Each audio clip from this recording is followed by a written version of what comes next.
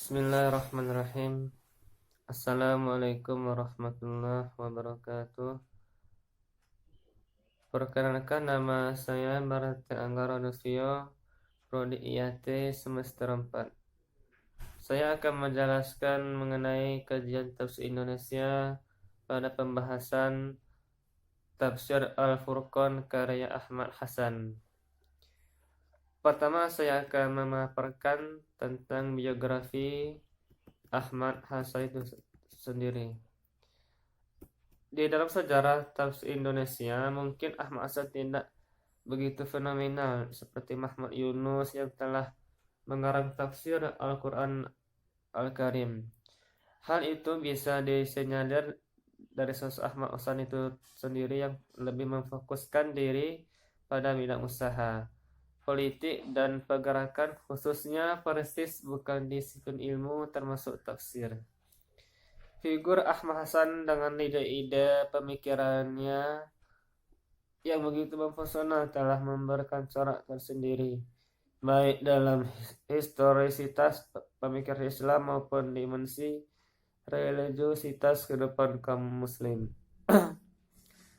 Ahmad Hasan tidak hanya dikenal sebagai seorang politikus, tetapi juga mufassir, ahli fikih, bahkan personal antar agama.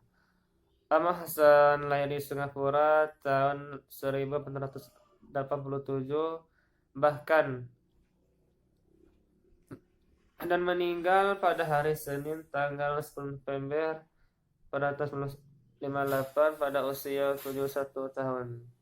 Hasan berasal dari keluarga campuran. Ayahnya bernama Ahmad dari India dan bergelar pandit. Ibunya bernama Abu Zinah yang berasal dari Paleka Madras, tetapi lahir di Surabaya. Ahmad Hasan tumbuh dalam kondisi keluarga yang tak beragama dan juga keluarga berpendidikan.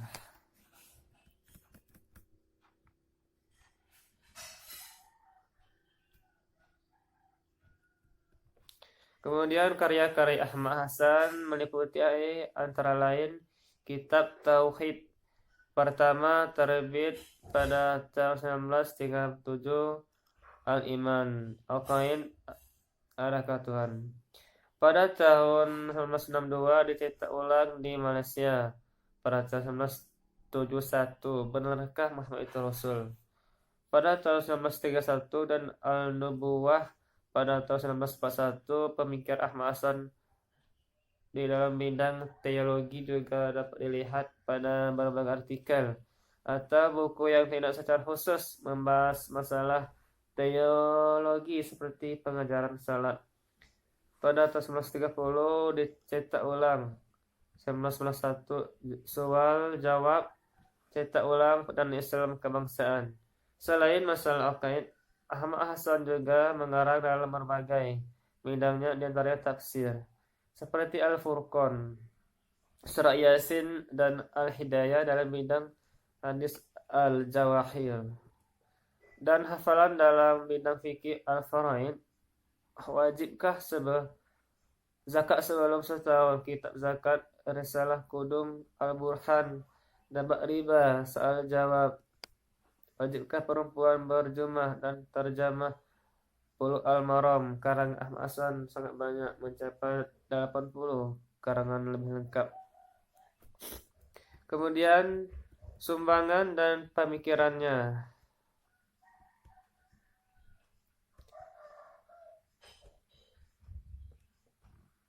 Bermuasal atau bermuara dari 3 masalah pokok, yaitu pertama tentang sumber hukum Islam.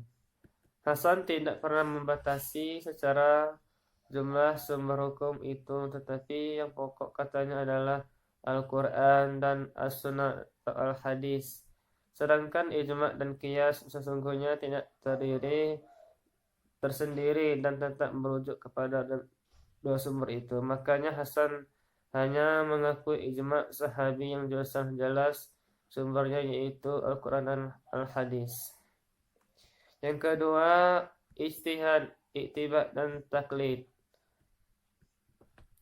Umat Islam telah memahami dan mengamalkan ajaran agamanya melalui 3 jalan, yaitu ijtihad, ittiba, dan taklid. Dan Hasan adalah salah seorang yang terlibat di dalamnya. Kemudian yang ketiga, bid'ah. Hasan memandang bahwa umat Islam hanya boleh mengamalkan yang terdapat dalam Al-Quran dan Al-Hadis yang tidak ada di dalamnya, maka menurut Hasan dikategorikan bid'ah. Dan menurutnya hanya 2 hukum, itu wajib dan sunnah. Sedangkan selain itu adalah haram dan bid'ah. Kemudian profil tafsir Al-Furqan. Tafsir Al-Furqan adalah termasuk tafsir yang dikategorikan pada tafsir generasi kedua, yaitu membentang dari awal abad ke-20 sampai awal tahun 1960-an, dan tafsir pada periode ini termasuk dalam jajaran tafsir sebagai penyempurnaan atas generasi pertama. Kemudian latar belakang Ahmad Hasan menulis Al-Furqan. Sejarah membuktikan bahwa perkembangan setiap kebudayaan yang besar selalu berawal dari keterpengaruhan dan pergeseran dengan kebudayaan lain yang lebih maju. Seiring dinamika kehidupan manusia yang makin mengglobal, kegiatan penusiran atau penerjemahan mempunyai manfaat yang sangat besar. Kemudian metode dan cara Ahmad Hasan dalam menulis Al-Furqan.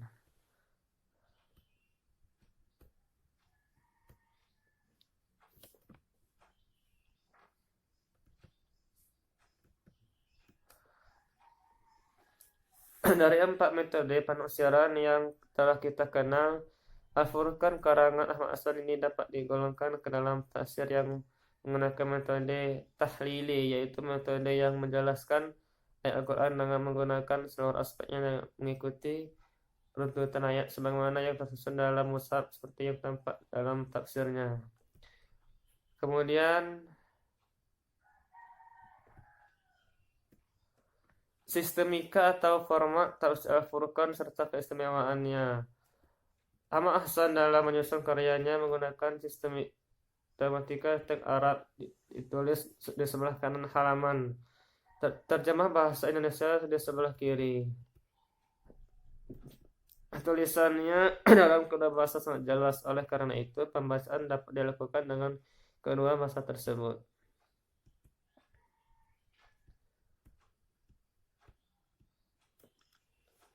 Semoga yang saya sampaikan ini memberikan manfaat kepada antum sekalian.